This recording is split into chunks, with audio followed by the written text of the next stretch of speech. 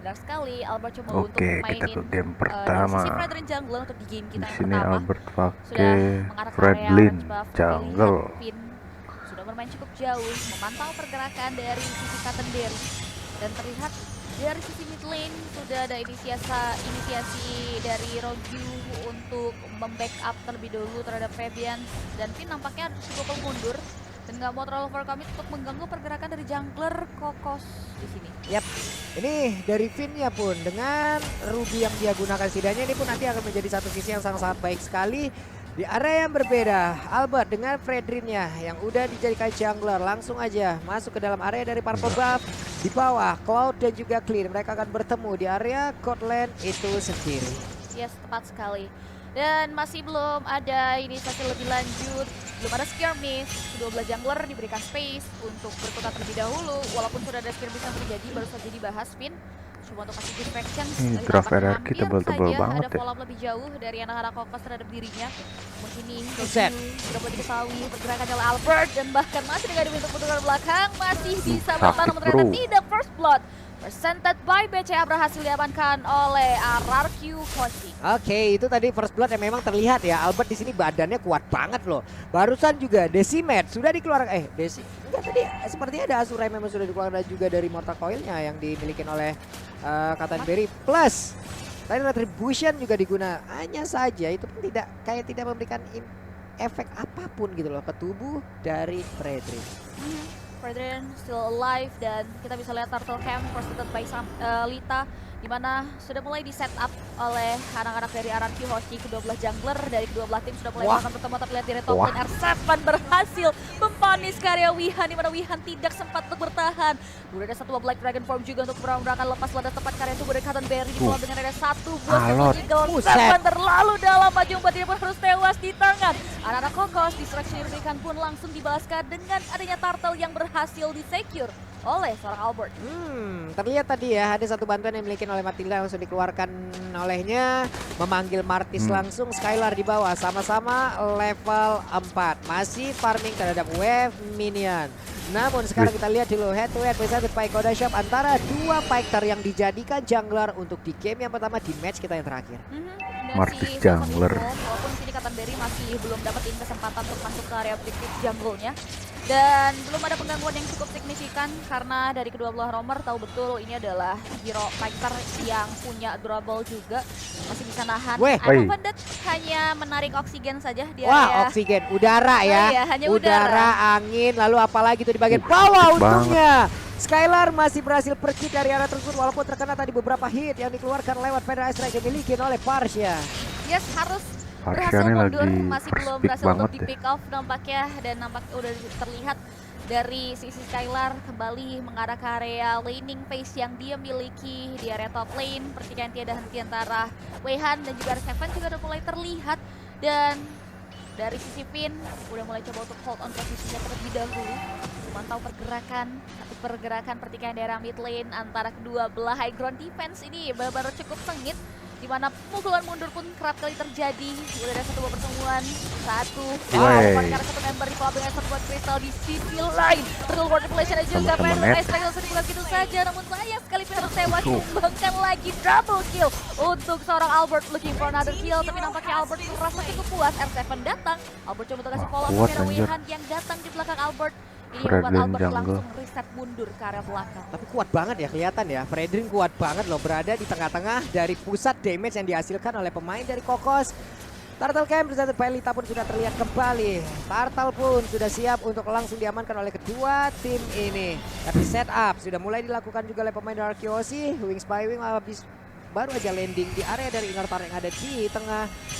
Namun Matilda belum mau terlalu maju. Federal Strike dikeluarkan pula, clear terhadap wave minion.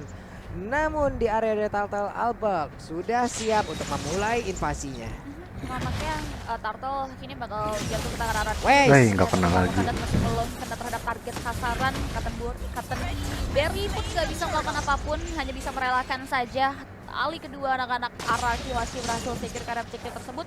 Dan outer energy shield-nya pun sudah hilang, belum ada satu member pun yang berhasil melakukan plating, baik di gold pun dan juga di area mid dan top. Di area top lane sudah ada satu Falling Star Moon yang dibuka hanya untuk melakukan clearing. Setelah selesai, Wihan pun mundur ke area lini belakang. Yap, betul sekali. 4 player bahkan barusan ada di area bottom lane, tapi duanya sudah bergerak ke area dari River. Matilda mencoba untuk bisa mengezoning, tapi apalah daya di sana rumputan begitu gelap di bagian depan, agak ngilu-ngilu juga tuh kalau mau masuk tuh.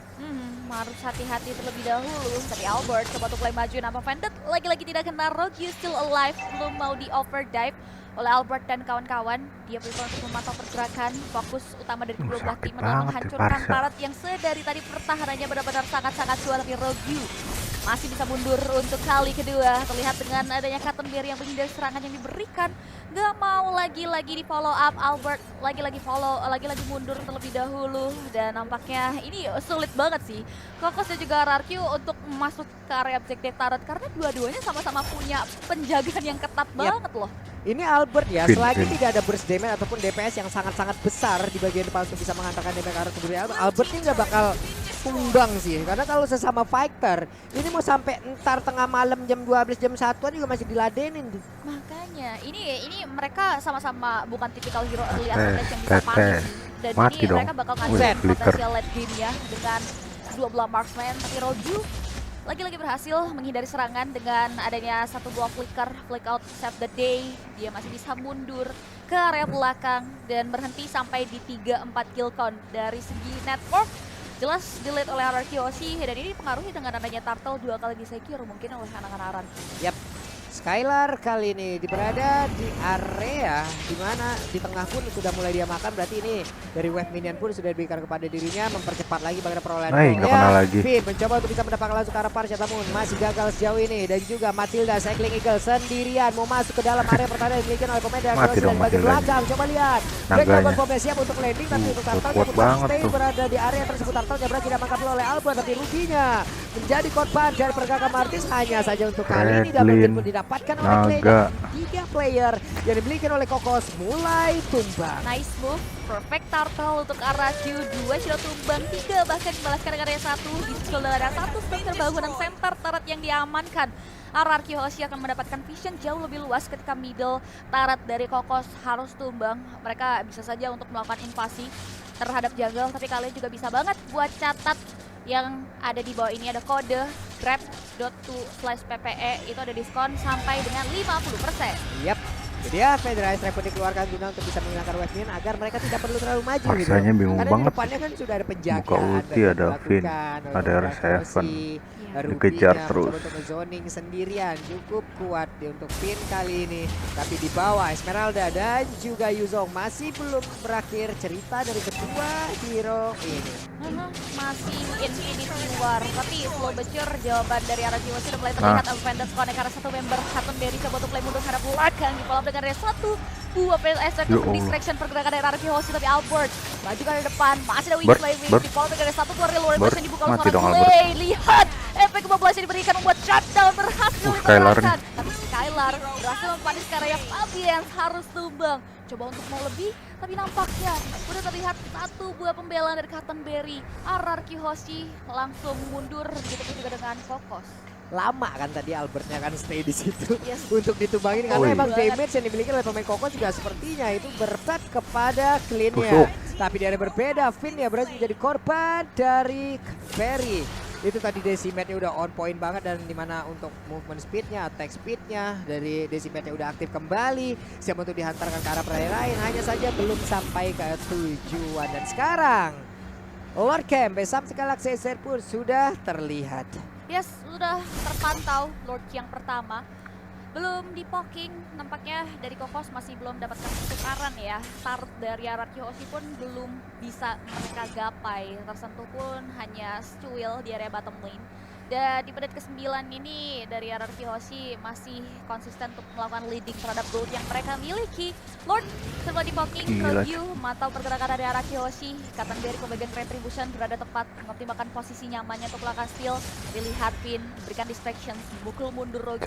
Cari. Sudah diaktifkan dan kemungkinan Gila, besar dan zoning sudah gitu. pasti Lord nampaknya akan jatuh secara cuma-cuma ke tangan anak-anak RRQ Hoshi. Yap, tanpa adanya gangguan yang begitu berarti. Plus sekarang mereka akan melakukan invasi lagi loh. Karya Purple Pavilion dimiliki oleh Kokos. Coba lihat. Albertnya pede banget sendirian. Maju terus gas. Karena mereka sangat-sangat yakin ini seperti yang masih belum cukup nih untuk bisa menumbangkan keseluruhan pemain dari RRQ Hoshi. Mau nggak mau mereka harus menerima nasib kalau dari area jungle-nya sudah diinvasi, sudah dikuasain oleh RRQ. Gila, ini mah 3 badan ya. Pertama pasti akan memberikan dampak yang besar. Albert Ingat Winner akan 7. menjadi jawaban dan akan diruntuhkan. Sudah terlihat setup 5 member Kokos. Esmeralda pun harus pulang karena ini belakang terlebih dahulu. Coba untuk lagi Albert ada portal fail dari sisi Cotton Beer. Inner Tart terselamatkan. Lord sedang dalam perjalanan menuju Inner Tart selanjutnya di area top lane. Terpantau dengan adanya CCTV yang memantau pergerakan Lord tersebut. Di area objektif top langsung dikawal dengan beberapa member RRQ Hoshi. Dan nampaknya ini base bakal menjadi tujuan fokus buat RRQ Hoshi hancurkan sih. Yap, oke. Lord siap untuk menabrak ke dalam area dari Wah, Pesta dan Finn-nya. barusan Finn-nya mulai masuk ke bagian depan dan juga ada pola game begitu udah baik. NNN. Plus high ground utama mereka langsung menghilang pula dari Kokos. Ini ada kesempatan yang sangat besar untuk RRQ Hoshi bisa langsung menyelesaikan ke arah game yang pertama. Karena untuk Esmeralda ya satu-satunya sangat tebal yang diharapkan bisa ngebadan rekan-rekannya pun menjadi korban dan juga Skylar begitu free untuk bisa menghantarkan damage-nya. 2 untuk nothing. Disusul dengan ada base turret yang harus direnggut oleh anak-anak RRQ Hoshi. Mereka tahu betul kalkulasi untuk mundur. Mereka tidak boleh greedy. Merasa cukup puas tapi tidak dengan inner turret yang satu ini. Akan menjadi tujuan lagi untuk RRQ Hoshi diruntuhkan. Tersisa 2 base melihat dari segi item dari Skylar sendiri ini jadi Golden Staff, template item dari sisi Cloud sendiri, Demon Hunter Sword untuk Armor Breaker, penetrasi dari Malefic Roar, Aeros Belt, mengarah ke Aero Mortality untuk life insurance ketika dia terlalu dalam maju ke area depan. Tapi dari sisi Parsha di sini sebagai high ground defense dia juga udah cukup untuk mengandalkan damage yang diberikan ya melalui Clock of Destiny dan adanya Lightning Truncheon. Tapi Clay dia juga udah mampu untuk kasih damage panas dingin sih dan efek slow Ini dengan gimana adanya satu ngebunuh Glowing One belakangnya dan nih? Ice Queen One yang sudah masuk ke area kantong dari seorang Clay sendiri. Yap, itu dia tadi sebuah setup yang sangat-sangat baik yang dihasilkan oleh pemain dari RRQ Hoshi. Mereka sekarang jauh lebih sabar, mereka tarik mundur lagi. Mereka tunggu lagi semua momennya. Skylar diberikan makan terlebih dahulu. Ada orange buff yang siap untuk diamankan. Lalu ada terlihat monster jungle lainnya guna untuk bisa mempertahankan terus dari Art of Tiferi yang dimiliki. Tapi Finn dan juga Clay berjalan bersamaan. Finn, Mencoba ketahuan untuk dong. ke zone. Woi. Hey, I'm a Vader yang gak kena karena siapapun. Hanya menarik oksigen once again. Dan RRQ Hoshi pun sama-sama coba untuk hold terlebih dahulu. Begitupun juga dengan Kokos. Lord Camp presented by Samsung Galaxy A Series menadakan Lord yang kedua telah hadir. Akankah Kokos memaksakan kontestasi dari perbedaan gold yang cukup signifikan? Ini akan bisa mendapatkan kerugian jika mereka memaksakan dan tidak mendapatkan posisi yang Ada tepat. 6.000 Skylar goldnya. dengan item yang sudah dia kantongi menyumbangkan damage yang luar biasa besar sehingga Lord nampaknya nggak bisa untuk dikontes oleh anak-anak dari Kokos. Yep, Lord mau kemana 12. tuh? Ya, Karena mati dong. serangannya coba lihat. I'm offended dia pun langsung connect ke Esmeralda. Nah, Tapi Esmeralda mati dong. untungnya masih bisa dipanggil dengan Academy yang dimiliki. Hanya saja di ada saat Lord Zone landing mati. disitulah semuanya akan sangat-sangat berkeming sekali. Dan juga Fredrin menjadi satu sosok terdepan guna untuk menemani rekannya pula. Ngebadani rekan-rekannya di mana Cloud dan juga Yif akan menjadi satu damage dealer tumpuan utama mereka. Mereka sudah mulai mengancang-ancangkan strategi untuk masuk ke area high ground defensif yang dimiliki oleh Kokos. Positifnya dari Kokos mereka punya Fabians dengan area of effect yang luas. Tidaknya dia bisa tahan dari segi damage yang diberikan, tapi ini kalau kita misalnya minusnya badan sing dimiliki oleh Kokos ini minim banget. Jadi tambah lagi RRQ Hoshi sudah mulai memiliki damage yang melimpah. Mereka sudah mulai memasuki gerombolan wave dan ke area objektif 2 base turret yang dimiliki oleh Kokos dan tanpa adanya penjagaan yang ketat bagi Okokos membuat dua base-nya terbuka lebar dan jatuh. Vina. Begitu saja katakan arah Kiose di Dapat pola dua. dengan damage yang diberikan. Yap, itu dia sebuah hal yang Kejar sangat baik, tuh, namun untuk Sir kali ini Seven. Real Elevation-nya malah berhasil untuk digagalkan. Hanya saja udah ada 3 Masih player yang berhasil dihasilkan NNNN. mulai dari Kokos 4K Skylar. atau mungkin bahkan wipe out. Itulah yang hampir saja terjadi karena Matildanya langsung diusir Oke, mundur kita sampai lanjut masuk ke ke dalam game base utama kedua. mereka.